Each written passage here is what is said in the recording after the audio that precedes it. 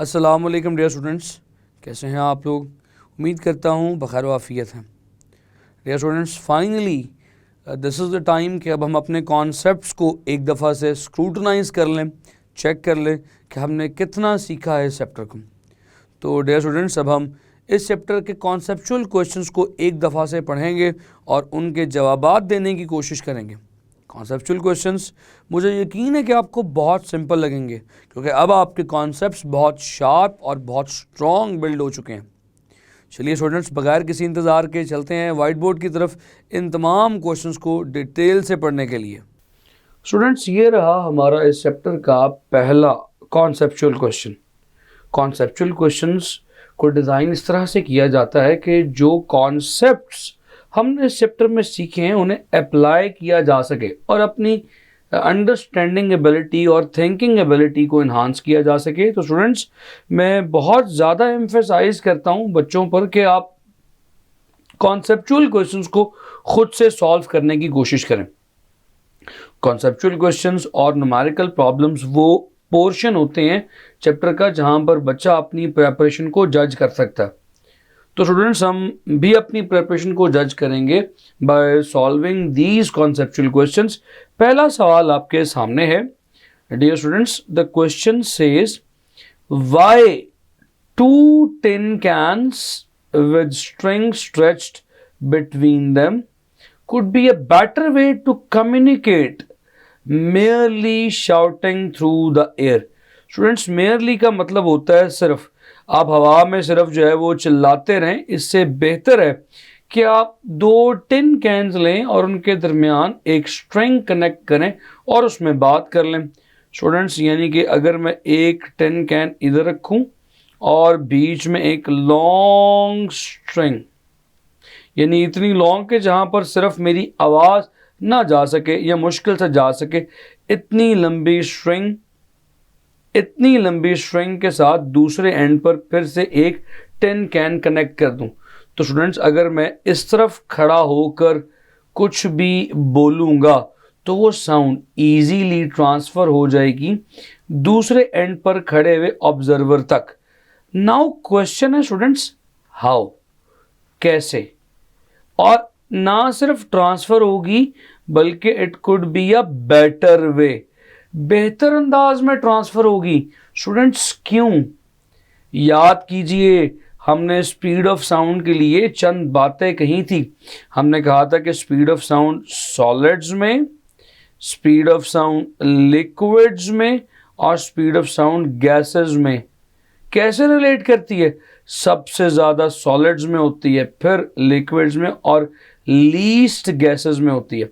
तो स्टूडेंट्स, अगर आप हवा में खड़े चीखते चिल्लाते रहेंगे तो हवा में एक तो स्पीड ऑफ साउंड भी कम है, यानी कि देर से आवाज़ पहुंचेगी और हवा में आवाज़ की बहुत सारी एनर्जी भी डिसिपेट हो जाएगी, बहुत सारी एनर्जी भी खर्च हो जाएगी।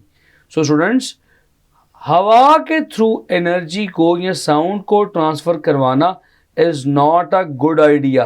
तो हमने अपना कॉन्सेप्ट यूज़ किया, कॉन्सेप्ट को अप्लाई किया और सीखा कि अगर तो हम साउंड को थ्रू द स्ट्रिंग भेजेंगे तो इस स्ट्रिंग में आवाज़ एक तो स्पीड से ज़्यादा हाई वेलोसिटी पर ट्रेवल करेगी, दूसरा एनर्जी भी कम डिसिपेट होगी, क्योंकि स्टूडेंट्स इस केस में सिर्फ साउंड को एक बारीक सी स्ट्रिंग को वाइब्रेट करवाते हुए आगे जाना है, जबकि एयर के केस में एयर के बहुत सारे मॉलिक्यूल्स इधर उधर हर डायरेक्शन में थे, सबको वाइब्रेट करवाते हुए आगे जाना था। सो इस केस में एनर्जी डिसिपेशन भी कम होगी और वेलोसिटी भी ज़्यादा होगी। So it is a better way to transmit sound through a string connected to the two tin cans. So students, आप ये एक्सपेरिमेंट अपने घर में भी अपने दोस्तों के साथ भी करके देख सकते हैं। हम इस एक्सपेरिमेंट को आमतौर पे बचपन में किया भी करते थे। मुझे उम्मीद है कि आपको ये कॉन्सेप्ट समझ आया होगा। तो चलिए स्टूडेंट्स, इस चैप्टर के अगले कॉन्सेप्चुअल क्वेश्चंस की तरफ। स्टूडेंट्स, ये रहा हमारे इस चैप्टर का अगला कॉन्सेप्चुअल क्वेश्चन। बहुत इंटरेस्टिंग है और हमारी रोज़मर्रा ज़िंदगी से भी इसका ताल्लुक है। क्वेश्चन कहता है वी कैन रिकग्नाइज, हम पहचान सकते हैं, we can recognise a person speaking with the same loudness from their voice. How is that possible? Students, इस सवाल को पहले समझते हैं। सवाल इंतहाई सिंपल सा है।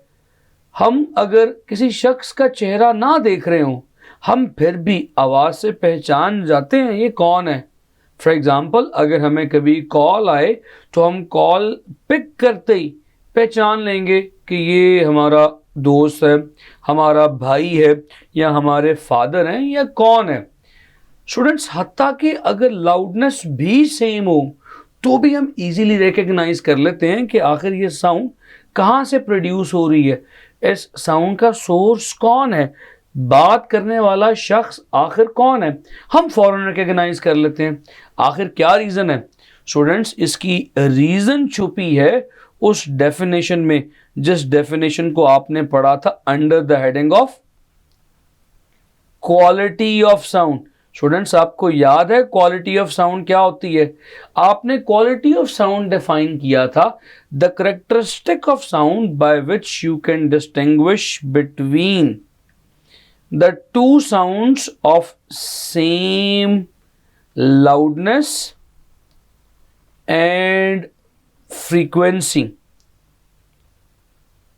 अगर तो आप दो डिफरेंट साउंड्स में डिफरेंशिएट कर सकते हैं और वो दोनों साउंड्स सेम लाउडनेस पर हैं और सेम फ्रीक्वेंसी पर हैं, तो यकीनन उन दोनों साउंड्स में क्या चीज़ डिफरेंट होगी?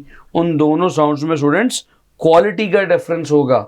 यानी कि एक साउंड किसी दूसरे सोर्स से प्रोड्यूस हो रही है तो दूसरी साउंड किसी और सोर्स से प्रोड्यूस हो रही है with the different quality.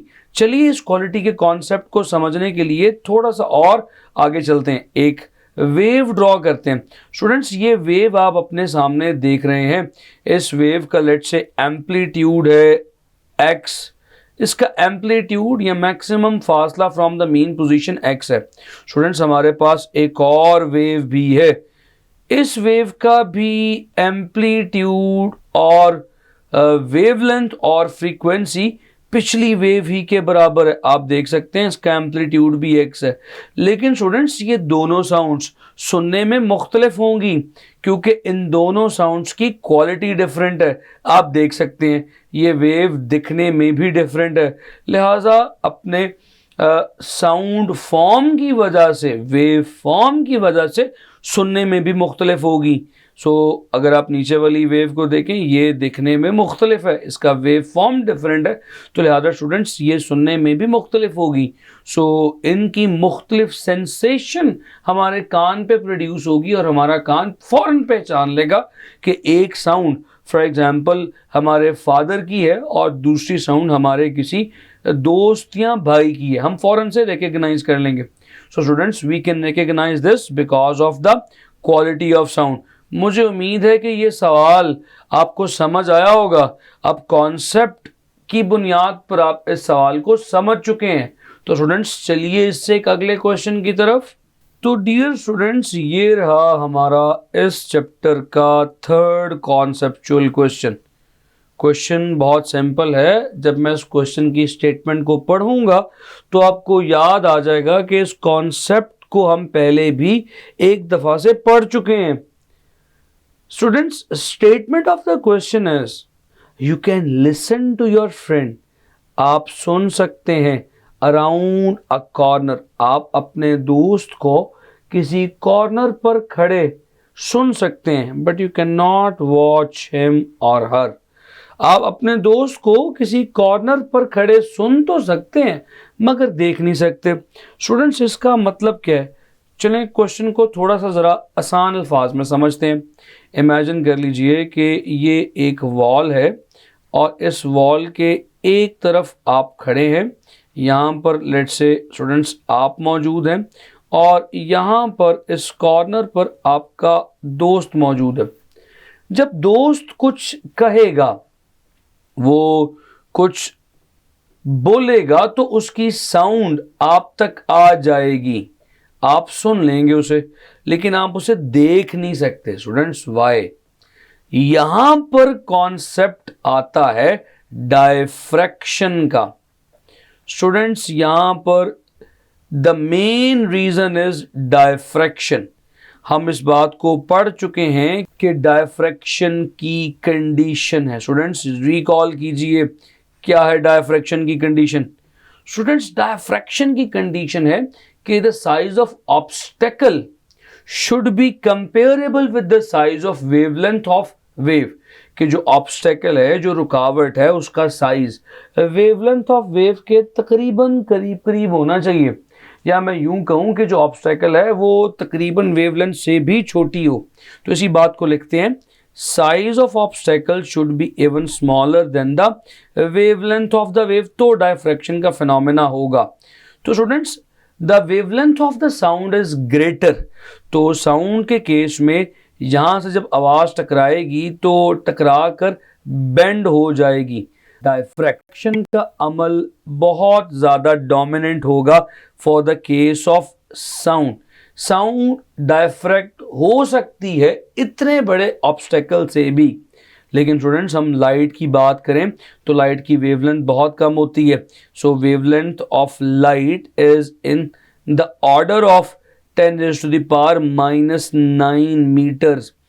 The wavelength of light is very small. ये नैनोमीटर्स, 10⁻⁹ को नैनो कहते हैं। चीजें साथ साथ सीखते जाएं। ये नैनोमीटर के ऑर्डर की होती है स्टूडेंट्स। तो इस नैनोमीटर ऑर्डर की वजह से light can not diffract. Light का डायफ्रैक्शन पॉसिबल नहीं है। तो स्टूडेंट्स लाइट जो है वो स्ट्रेट मूव कर जाएगी। ये आप देख सकते हैं डायफ्रैक्ट नहीं हो रही। तो आप अपने दोस्त को सुन तो लेंगे because of the phenomena of diffraction, मगर आप उसे देख नहीं पाएंगे क्योंकि साउंड का डायफ्रैक्शन तो हो जाएगा मगर लाइट का डायफ्रैक्शन नहीं होगा because of the small wavelength of light.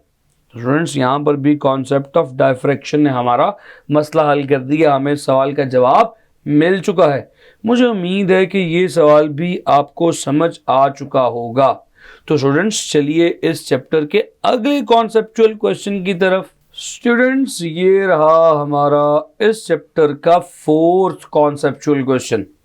तो आप देख रहे हैं कि कितने सिंपल और इजी हैं कॉन्सेप्चुअल क्वेश्चंस। इसीलिए मैं अक्सर अपने स्टूडेंट्स को एम्फेसाइज करता हूं, कहता हूं कि कॉन्सेप्ट्स के साथ चीज़ों को सीखते जाएं ताकि आपको इस टाइप का कोई भी क्वेश्चन आ जाए तो आपके लिए प्रॉब्लम ना हो। आप सिर्फ एग्जाम की प्रेपरेशन नहीं कर रहे स्टूडेंट्स, आप अपनी फर्दर स्टडीज के लिए अपने कॉन्सेप्ट बिल्ड कर रहे हैं। आप इसलिए काम कर रहे हैं, इसलिए चीज़ें पढ़ रहे हैं ताकि आपके जहन के खाने खुलें, आपको चीज़ों की समझ आनी शुरू हो, आप आगे फर्दर पढ़ने के लिए अपनी बुनियाद बना सकें। तो स्टूडेंट्स क्वेश्चन नंबर 4 पढ़ते हैं। Why must the volume of a stereo, so volume of a stereo का कुछ कहा जा रहा है। In a wall with wall-to-wall carpet be tuned higher than in a room with a wooden floor. Students, question कुछ ऐसा है कि हमें कहा यह जा रहा है कि अगर एक रूम ऐसा हो कि जिसमें वॉल टू वॉल कारपेट हो, यानी तमाम दीवारें भी कारपेट से लाइन की जाएं, फ्लोर पे भी कारपेट की लाइनिंग हो, इस वॉल पे भी कारपेट की लाइनिंग हो। इसके बरअक्स स्टूडेंट्स हमारे पास अगर एक ऐसा रूम हो कि जिसका फ्लोर वुडन हो, यानी एक हार्ड मटेरियल का फ्लोर हो, तो हम ये देखते हैं कि उसी लाउडनेस को अचीव करने के लिए एक ऐसे रूम में जहां पे कारपेट्स हो वहां पे वॉल्यूम को हाई करना पड़ता है। जबकि ऐसे रूम में जहां पे फ्लोर वुड का हो, ये वुडन फ्लोर है, इस केस में लो वॉल्यूम के ऊपर भी सेम लाउडनेस अचीव हो जाती है। स्टूडेंट्स वाई, ये क्या बात हुई? How is it possible? Students it is possible because हम अकूस्टिक प्रोटेक्शन के अंदर ये पढ़ चुके हैं कि अगर तो पोरस सरफेस होगी तो साउंड जब उस वॉल से टकराएगी तो उस पोरस सरफेस में एब्जॉर्ब हो जाएगी। यानी कि हायर लाउडनेस अचीव करने के लिए आपको वॉल्यूम बहुत ज़्यादा हाई करना पड़ेगा। जबकि in the case of students, उस रूम में जहां पे वुडन फ्लोर हो, जहां पर भी साउंड टकराएगी, टकरा के रिफ्लेक्ट करेगी, चाहे वॉल से रिफ्लेक्ट हो, चाहे स्टूडेंट्स फ्लोर से रिफ्लेक्ट हो। यानी कि इस केस में sound will not be absorb, यहां पे टकराएगी तो यहां से भी रिफ्लेक्ट हो जाएगी। Students, wherever the sound waves will hit the object or the surface, they will reflect back, so absorption of the sound will be minimum. So in that case, even higher loudness can be achieved even at the low volume. तो students, हमने यहाँ पर भी अपने concept को इस्तेमाल करते हुए आंसर दिया। कॉन्सेप्ट क्या था? कॉन्सेप्ट सिंपल था कि पोरस सरफेसेस साउंड को एब्जॉर्ब कर लेती हैं। ये कॉन्सेप्ट हमने अकोस्टिक प्रोटेक्शन के टॉपिक में सीखा था। उसी को अप्लाई करके कहा कि जो कारपेट वाला रूम होगा वहाँ पर हाई वॉल्यूम रिक्वायर्ड होगा और वुडन फ्लोर वाले रूम में लोअर वॉल्यूम भी काम कर देगा। स्टूडेंट्स, मैं उम्मीद करता हूँ कि आपका ये क्वेश्चन भी क्लियर हुआ होगा। माय डियर स्टूडेंट्स, हमने इस वीडियो लेक्चर में पहले 4 कॉन्सेप्चुअल क्वेश्चंस को पढ़ा है और मुझे यकीन है कि जब आपने इन कॉन्सेप्चुअल क्वेश्चंस को पढ़कर सॉल्व किया होगा, लेक्चर को सुना होगा, तो आपको बिल्कुल ये फीलिंग आई होगी कि ये तो बहुत सिंपल है, हमें ये पहले से आते थे। क्योंकि यही मेरी कोशिश थी कि जब आप चैप्टर पढ़ रहे हो उसके बाद जब आप क्वेश्चंस की तरफ आएँ तो क्वेश्चंस आपको बिल्कुल भी मुश्किल ना लगें। तो इसी तरह से इसी टेक्निक के ऊपर आने वाले अगले सवालात खूबी हल किया जाएगा, सॉल्व किया जाएगा। स्टूडेंट्स, मुझे यहाँ पे इजाज़त दें, मिलूँगा आपसे आने वाले अगले लेक्चर्स में। सी यू नेक्स्ट टाइम। अल्लाह हाफ़िज़।